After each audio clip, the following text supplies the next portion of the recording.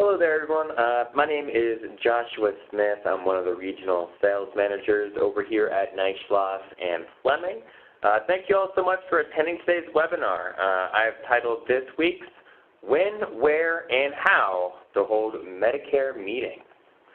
Our goal today is to give you some ideas and insights to host your own meetings, to not only drive your sales, but to be an influencer in your local community. I'll be going over about 20 minutes or so worth of content, but if you have any questions, please feel free to ask them at any time right in your little chat box, and I will address those at the end. I'll also encourage you to give your regional manager a call after. That way we can follow up with any in-depth or regional specific questions that you might have. So here's today's agenda. First, we'll go over some of the reasons why we should be hosting Medicare-specific meetings. We'll also review different types of meetings and the when, where, and how to hold all of these different types of meetings.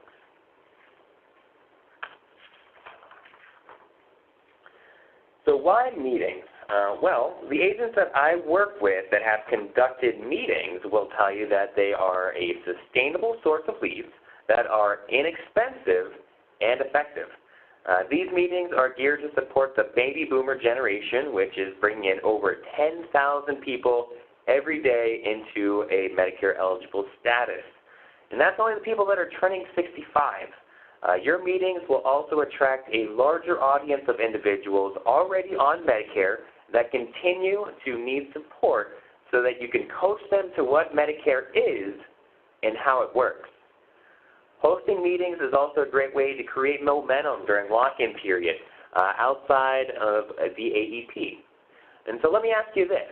What are you currently doing to reach out to your local senior community on a monthly basis? If your answer is nothing, then that's exactly the kind of support that you're going to see them give back. Now, if you take a couple of hours out of your calendar, then I would recommend either weekly, bi-weekly, or you can even do it monthly to conduct a meeting. You'll have at least a consistent message that shows the seniors in your area that you're available and willing to support them and their questions. By doing these meetings on a consistent basis, you'll also foster a community of loyal clients who will appreciate your content and provide referrals. Consequently, you'll also be meeting members of the community that provide a service. For instance, let's say you host a monthly meeting at a library. So you're not just putting you're not just putting something together for yourself at the library, you're also representing the library and networking with them and maybe some of the other folks that do their meetings there.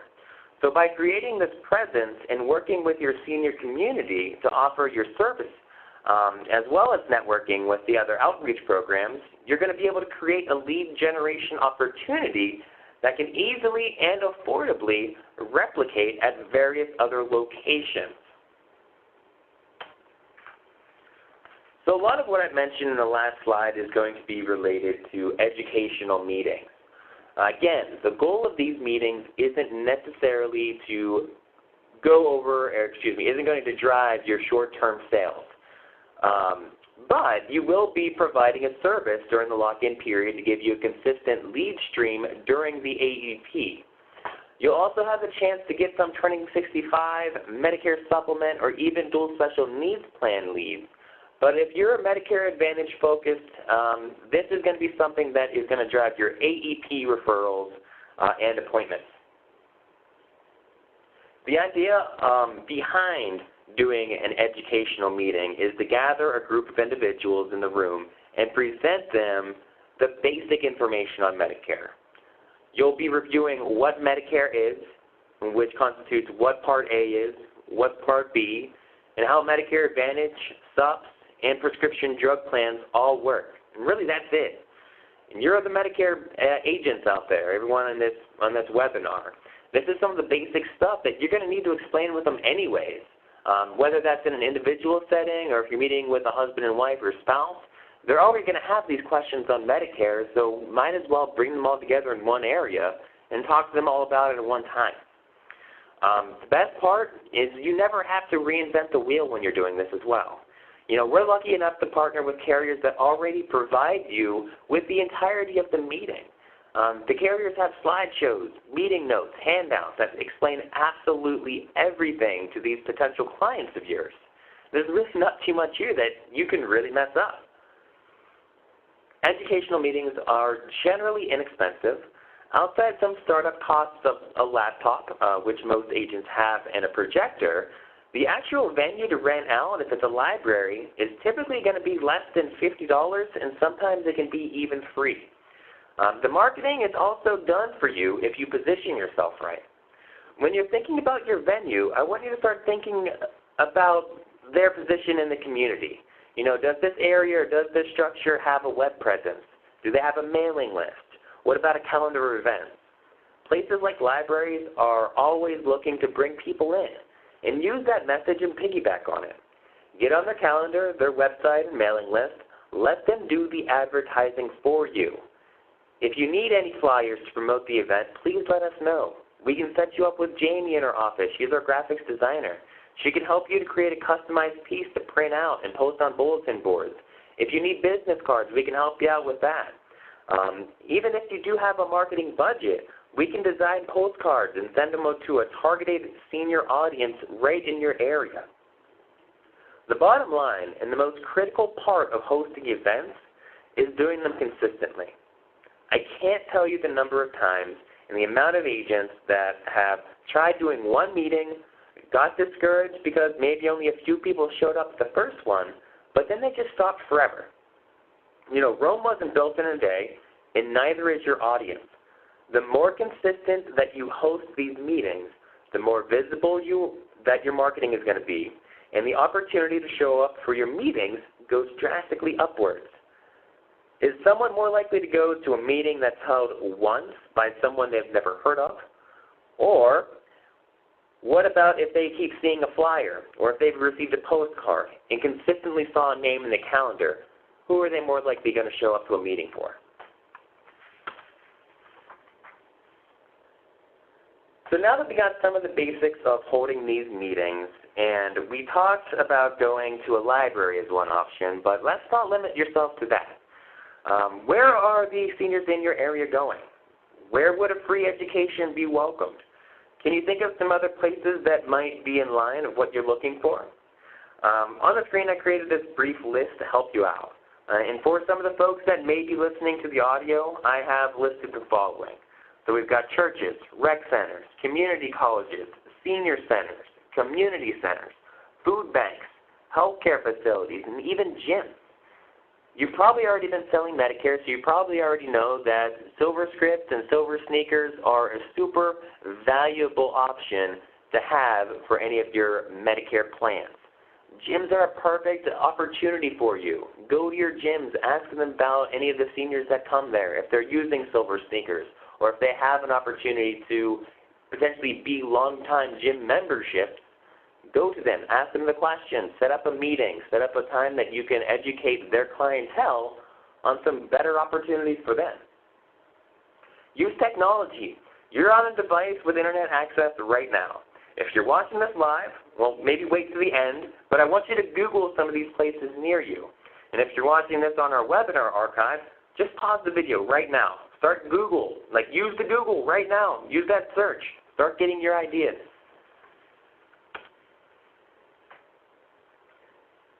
The steps to put on such an event are pretty simple as well.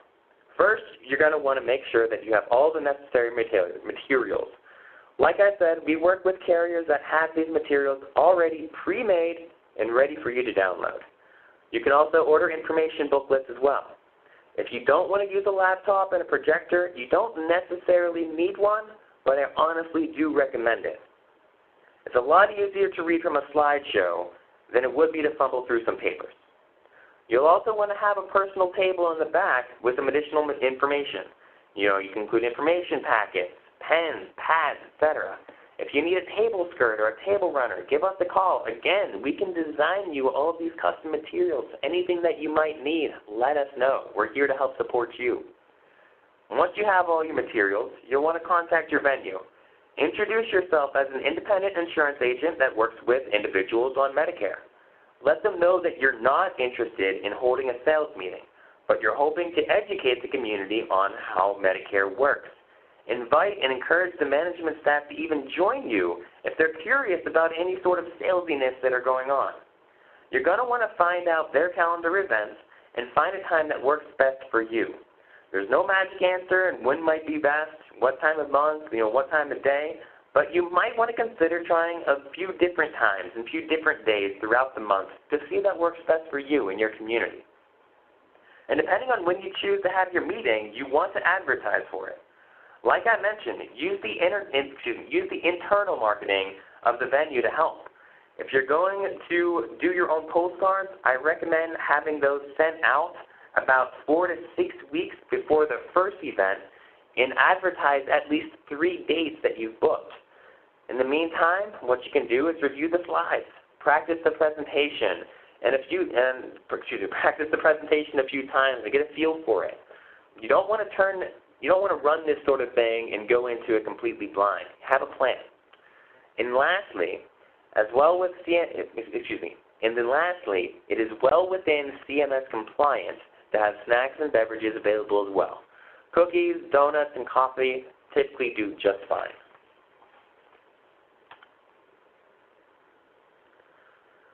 So now that we've covered educational meetings, now we'll move into the sales meetings. This category is broken into 2 parts. This first slide is on informal meetings, and sooner we're going to get into the formal meetings. So basically, informal is something like a senior expo or a street fair, somewhere that you're going to have a booth and you're going to be able to set that up, answer product questions, and sell. A formal sales event is where you'll set up a venue and host an informative meeting about a particular plan, and then you'll be able to take applications there at the end. Informal is probably going to be the easier to set up for these, since all you really need is literature, app books, table skirt, and maybe some tchotchkes to hand out to folks for free, depending on where you're at. The cost is going to be greatly dependent on what kind of event that you do. I've seen a ton of success when targeting food banks, which are basically virtually free to start up. All you have to do is call a local food bank, explain that you're there to help out some of the folks with, Medicare and Medicaid, and they'll gladly be able to have you come in and have a booth there. Again, that's virtually free. What you're going to be really focused on these particular spaces is having the objective of looking for leads. Again, you can take applications at these places, but again, depending on the time of year, it might not always be the most appropriate. You're going to be looking for leads, so you want to have a bunch of lead cards, and that's going to be super important for you. If you're targeting a lower income market, again, you can write an application right there. And depending on the event and depending on the venue and how close that you are with the management, it might be wise for you to not sell anything the first few times that you go to, let's say, a food pantry. But as soon as you're more familiar with the management and the staff and the people that are coming up to you, you're probably going to get more of a clearance to be able to sell someone right then and there. But again, you want to build a relationship with the community and with the venue first. That way they're going to be more familiar with you. They're going to be able to generate leads for you as well. If you're at a senior expo, you might be hunting these AEP leads and turning 65 referrals. But either way, you want to talk to as many people as possible. You put your best foot forward, stand up behind your table, and greet everyone with a smile. Also, at an expo-type event, don't neglect your neighbors. Take someone with you that can help run the table so that you can get out and be able to walk around and talk to the other vendors. You want to be on the look for financial service agents, radio stations, magazines, and newspaper. Almost every booth there will be a networking opportunity if you're creative enough. Now, for all sales events, informal and formal, they will need to be filed with CMS. But that's okay, because we can help you with that. CMS will ask you to notify them by a couple of weeks in advance, but some carriers do request that you do that even farther out, such as 3 weeks. And the reason that they do this is so they can put you and your event into their system that points local consumers to an event that might be in their area. I highly recommend going that route, but again, that's something that we can help you with. Give us a call. And again, use the Google. Find out events. Find out senior expos in your area. Find when the local food pantry is going to be open. Introduce yourself as an agent, again, that works with both Medicare and Medicaid. Let them know that you don't want to sell anything, but instead to inform and educate on programs that can assist them with their healthcare needs. The formal sales event's primary goal is to get you an application. The success in this meeting is found when you're reviewing one particular product for one particular brand. Arguably, the best time of year to host these events is going to be during the annual election period between October 15th and December 7th. And the reason we like AEP for these formal events is because that's when all of your clients and all Medicare Advantage members are actively seeking information on the available plans. Whether you want to go through your current book together in one room, or if you're looking to find a large pool of new clients, this is a great way to spend a few days of your AEP. Find the best plan in your area. Book a hotel room or something similar and hold the event. Much like educational events, the carriers will always have sales presentations available for their agents to host. With sales meeting, they may even have a video. Now, I can tell you from experience, it's super easy to gather people together, press play on a computer screen, and then walk through the summary of benefits for a plan. At the end of the benefits, go right into how to fill out an application. As long as you tell your consumers to do that, they'll go right ahead and start filling that out. Again, it's a great way to spend a few days of your AEP. And don't forget to use your local broker managers to help support you. Whether if that's here at Neishloss and Fleming, or if you have local broker manage for whatever carrier that you're doing the meeting for, everyone's here to help support you. When you're successful, we're successful. Like I mentioned in the last list, since this is still a sales event, you want to schedule this out with CMS. It's a simple process. Just let us know when you're looking to host the meeting, and we'll walk you through exactly what to do. And we can all appreciate that every client is unique, and not all plans serve all people. However, I think that we can all agree that any particular area that you have a shining star of a plan will generally service the needs of many of your clients. In AEP, this can mean the difference between switching a segment of your book to a better plan individually or getting them all done in one fell swoop. Well, I hope that helped. I mean, like I said, this was going to be a little bit of a crash course into some of the meeting fundamentals, and I hope that I was able to help out just a little bit. If you have any general questions, please feel free to ask them. I don't see that any have come in today, but if anything does come later, please let us know. If there's product-specific questions or if you have questions pertaining to a particular region, please call the office, ask for your regional sales manager. If you don't know who that is, we do. Give us a call. We're always here to help support you. Again, I want to thank you all for taking your time out of this Thursday afternoon to meet with me. I hope, again, that this has been educational and informative. If there's absolutely anything that you need, never hesitate to give me a call. Thank you so much, and I'll see you next time.